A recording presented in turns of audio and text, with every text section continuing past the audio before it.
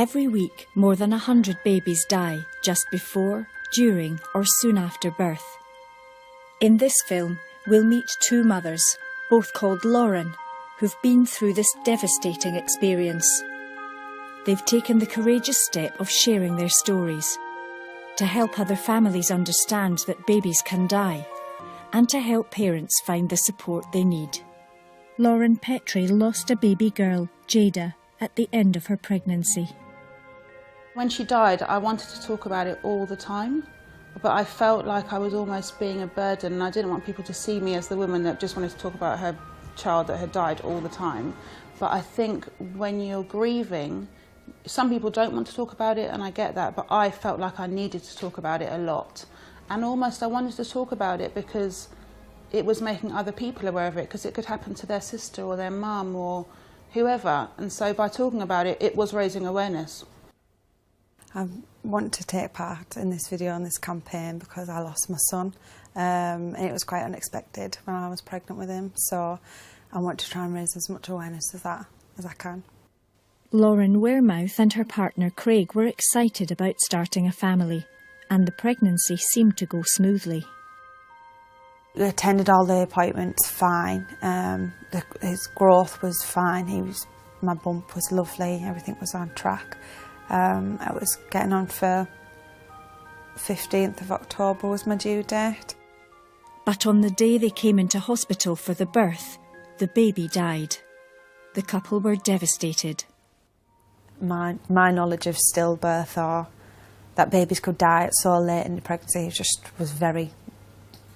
I didn't even think that was possible. I thought, you know, you have your 20-week scan, which is where you look for any anomalies and things, and if that's fine, then your pregnancy's fine. That was my knowledge of it. Lauren Petrie was pregnant for the second time.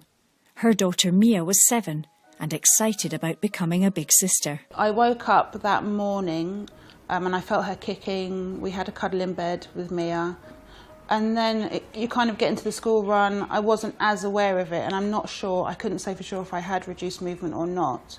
But it was when I was sitting in the assembly that my labour started, and I knew instantly that something wasn't right because I was getting contractions probably every minute.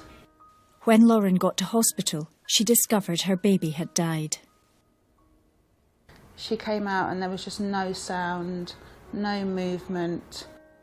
For an instant, I felt almost disjointed from her. And the midwife said, "Come on, this is your baby, and I know that you want to hold her." And I said, "Yeah, I do." The shock of a stillbirth can be hard to process. For many parents, holding and spending time with their baby is an important part of their journey.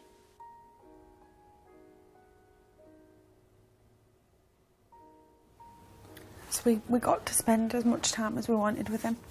And just hold him. We got quite a lot of photographs taken with him. Other parents decide they don't want to hold or see their baby, and it's important to do what feels right for you. Every parent copes differently with losing a baby, and moving forward takes courage.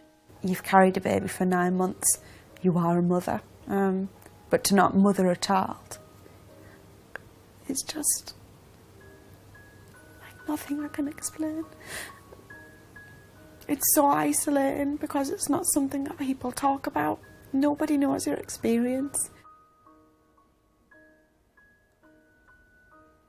It's not that I'm flippant or I'm over it or anything like that. I've just been able to accept it because I don't... The alternative of not being able to accept it scares me. I don't ever want to live feeling sad. And I've got Mia to think about as well, so I need to be able to be positive and move on with things. Lauren and Craig became pregnant again soon after and now have a healthy baby girl. Lauren Petrie's experience gave her the resolve to achieve a personal ambition. So after having Jada, my mum said to me, you know, you wanted to be a midwife, you've now seen both sides of it, a live birth and a stillbirth. It's going to help you to give more to the people that you're looking after. Now I'm studying, I'm in my first year. In these two cases, the cause of the tragedy was never fully known. But there are some things that are known to put babies at higher risk of stillbirth. In the rest of the films in the Our Chance series, you'll find lots more information about how to avoid these risks by going to your appointments, looking out for symptoms of conditions that can cause harm to you and your baby, and making choices that give you and your baby the best chance of a healthy start. I know as a student midwife you give out so much information to mums, and sometimes it can be overwhelming because you're just piled full of leaflets like Leaflet City.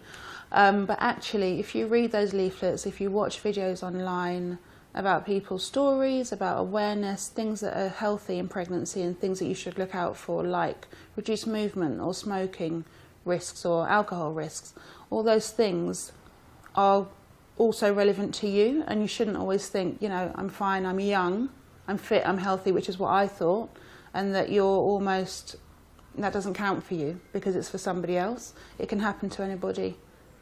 If you lose a baby, your midwife and obstetrician will offer support. Your hospital may have bereavement groups and counselling available, both at the time and if you get pregnant again.